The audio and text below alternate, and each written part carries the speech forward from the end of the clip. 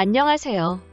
꼬마 빌딩에 관심이 많으신 분들에게 최신 정보 및 제대로 된 기준을 제시하여 똑똑한 건물주로 만들어드리는 빌딩 가이드입니다. 2021년이 가고 2022년 이민년을 맞이했습니다. 최근에 계속 빌딩이 오른다는 이야기는 많이 들어봤을 것입니다. 내가 막상 투자하려고 하려면 이런 이유 저런 이유로 매입하기가 어렵습니다.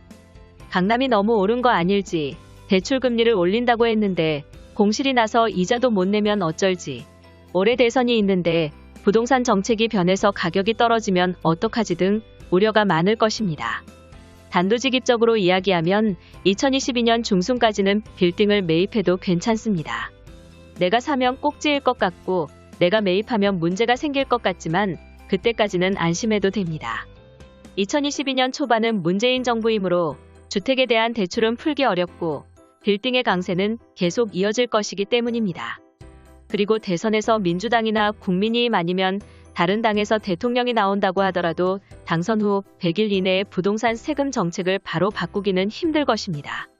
민주당에서 대통령이 나오면 지금 정책을 계속 유지하는 쪽으로 방향을 잡을 것이고, 국민의힘이나 다른 당에서 대통령이 나와서 정책을 바꾸려고 하면 민주당이 차지하고 있는 180석의 국회의원이 들고 일어나서 현 정책을 쉽게 바꾸지는 못할 것입니다. 또 한 가지 유념해 볼 사항은 주택과는 다르게 빌딩만이 가지고 있는 장점들이 많이 있다는 것입니다. 첫째로 15억 원 이상 대출이 가능합니다. 전액 현금으로 부동산을 구입하는 사람은 별로 없습니다. 이러한 이유로 현금 20억으로 20억짜리 아파트를 사는 사람이 빌딩 시장으로 오면 50억 선의 빌딩을 구입할 수 있습니다. 둘째로 수익이 나옵니다. 물론 강남 빌딩은 수익률이 1% 후반 정도 나오지만 서울 지역으로 보면 2% 초반까지도 나옵니다. 지방은 3% 이상 나오는 빌딩들도 많이 있습니다. 셋째로 종합부동산세의 영향이 적습니다. 빌딩도 종부세를 내지만 주택과는 다릅니다. 주택은 종합부동산세가 공시가 11억, 공동명의 시 12억 이상일 때 발생합니다. 1주택과 다주택은 세율 차이가 큽니다. 주택의 공시지가가 11억 원이면 시세는 15억입니다. 그런데 빌딩에 종합부동산세를 낸다고 하면 진짜 부자입니다. 빌딩은 토지 공시지가가 80억 이상부터 종합부동산세를 납부합니다. 건물 가격은 별도입니다.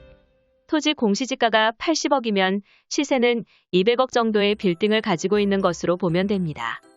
그리고 세율도 높지 않아서 토지 공시지가가 100억이라고 하더라도 종합부동산세는 약 400만 원 정도 나옵니다. 빌딩 매입에 참고하시기 바랍니다. 빌딩에 관한 더 많은 정보는 네이버 빌딩 가이드 카페로 오시면 확인하실 수 있습니다. 내용이 마음에 드셨다면 구독과 좋아요, 알림 설정 부탁드립니다. 더 좋은 내용으로 찾아오겠습니다. 감사합니다.